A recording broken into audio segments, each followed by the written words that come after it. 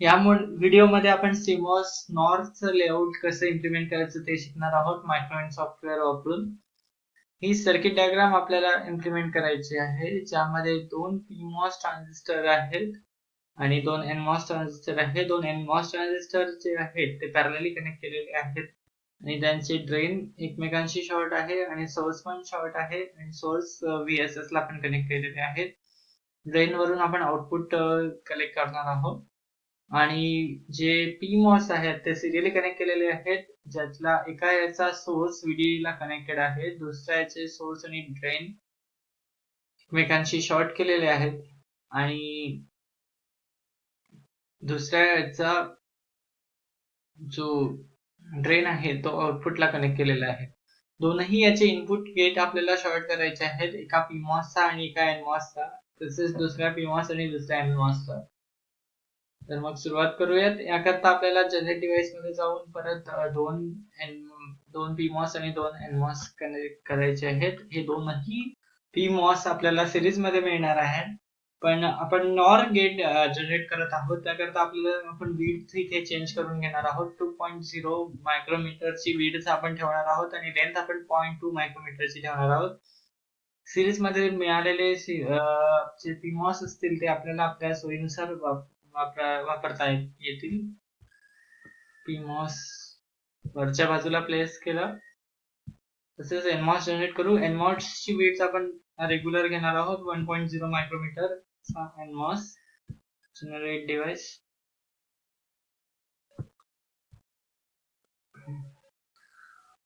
जसे की आपल्या सर्किट डायग्राम मध्ये दाखवलेलं आहे, आपण पहिले दोनही इनपुट PMOS आणि NMOS चे गेट शॉर्ट करून घेऊयात.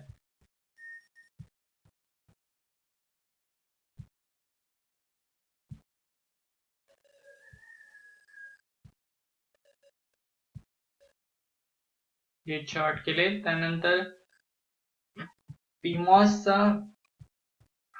पहिल्या PMOS चा सोर्स आपल्याला VDD ला कनेक्ट करायचा आहे, जो की हा आपण अजून करूयात. हा इथे सोर्स, पहिला PMOS चा गेट आणि पहिला PMOS चा ड्रेन. हाच इथे दुसऱ्या PMOS चा ड्रेन, दुसऱ्या PMOS चा सोर्स, दुसऱ्या PMOS चा गेट आणि दुसऱ्या PMOS चा ड्रेन. आणि इथे आपण अज्युम करूयात की हे दोनही ड्रेन इथे कनेक्ट केलेले आहेत NMOS चे, आणि हे दोन सोर्स जे की आपण ग्राउंड करणार आहोत. मग कनेक्ट करण्याकरता आपण याला एक्सटेंड करून घेऊया केमिकलला.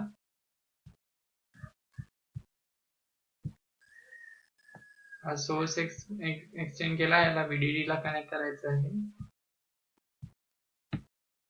एक VDD सप्लाय वेल ला सुद्धा, एनवेल ला.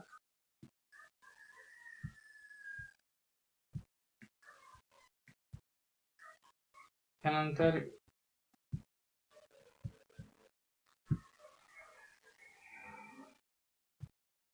ह्याला आपण एक्सटेंड करून घेऊया ड्रेनला, कारण आपल्याला दोन्ही याचे ड्रेन शॉर्ट करायचे.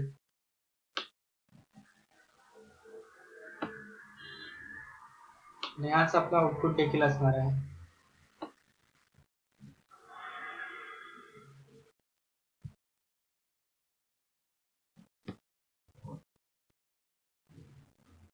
त्यानंतर दोन्ही याचे सोर्स, दोन्ही NMOS चे सोर्स शॉर्ट करूया.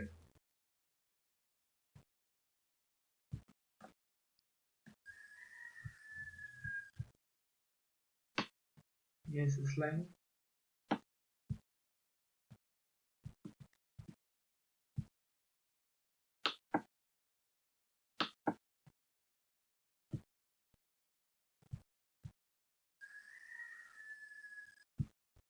याला VSS दिलं. आता अशा रीतीने आपलं सर्किट पूर्णपणे इम्प्लिमेंट करून झालेलं आहे आणि आपल्याला इनपुट आउटपुट देऊन फक्त रिझल्ट व्हेरीफाय करायचे तेवढे बाकी आहेत. नॉर गेटला आपण दोन इनपुट ही क्लॉक सोर्सेस देणार आहोत, जसे की ऍड अ क्लॉक सोर्स. याला आपण A नाव देऊयात.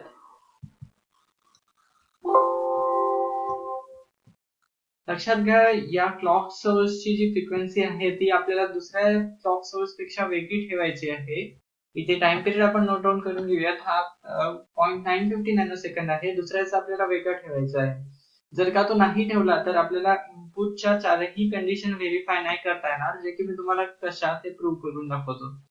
सध्या 950 नॅनो सेकंडचा लो टाइम ठेवलेला आहे. लो टाइम आणि हाय टाइम या क्लॉक ए चा, जो की पहिला इनपुट असणार आहे, आणि क्लॉक बी आपण घेणार आहोत इनपुट 2 म्हणून.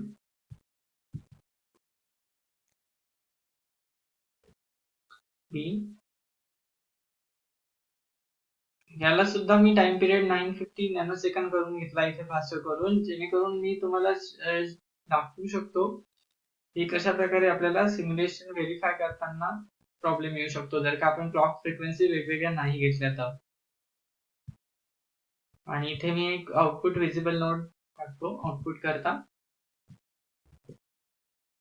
वाय नाव देतो त्याला. त्यानंतर आपण डीआरसी रूल चेक करून घेऊयात. नो एरर, म्हणजे आपला डिझाईन बरोबर आहे.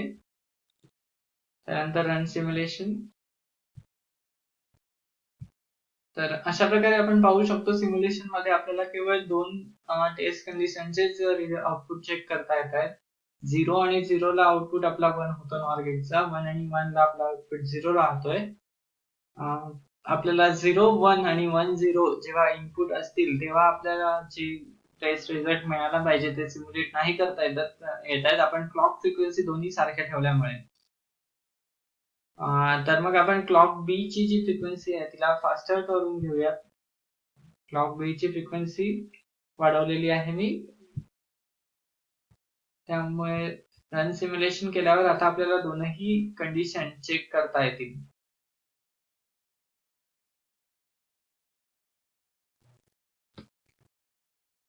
आता जसं की नॉर गेटचा आउटपुट आपल्याला फक्त 0 0 ला 1 मिळतो, आपण इथे व्हेरीफाय करू शकतो. इथे 0 0 दोन्ही इनपुट असताना आउटपुट 1 मिळतोय, 0 1 असताना 0, 1 0 असताना 0, 1 1 असताना देखील 0, आणि परत 0 0 वर आउटपुट हाय होतो.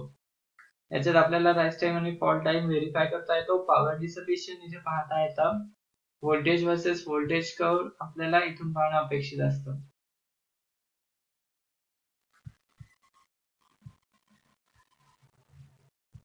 त्यानंतर आपण कॅपॅसिटिव्ह लोड कनेक्ट करणार आहोत. पॅलेट मध्ये जाऊन व्हर्च्युअल कॅपॅसिटर ऍड करायचं आणि हे आउटपुटला कनेक्ट करूया. व्हॅल्यू याची सिलेक्ट करायची आणि ओके प्रेस करायचं. त्यानंतर परत रन सिम्युलेशन करायचं.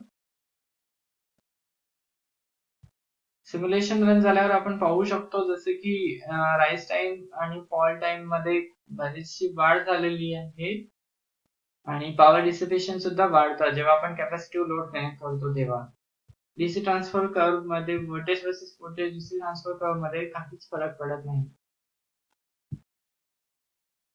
अशा प्रकारे आपलं नॉरचं सर्किट इम्प्लिमेंट करून झालेलं आहे मायक्रोवेव्ह वर.